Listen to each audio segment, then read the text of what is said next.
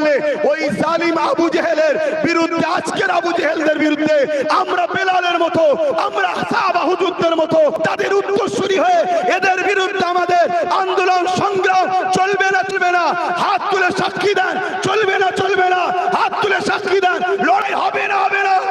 এই লড়াইয়ে যদি রাজি থাকেন তাহলে যারা বসে আছেন উঠে দাঁড়ান, আজ থেকে অঙ্গীকারবদ্ধ হন, আমরা লড়াই করব, আমরা লড়াই করব, আমরা জীবন দেব, আমরা লড়াই করব।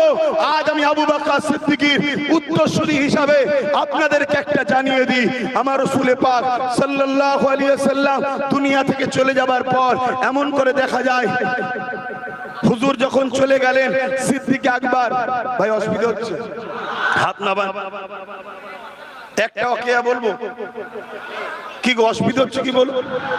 আল্লাহ যখন একটু ছাড় দিয়েছে আমরা একটু বলে নিই না। আমি তো ভাবছিলাম না হবে হয়তো।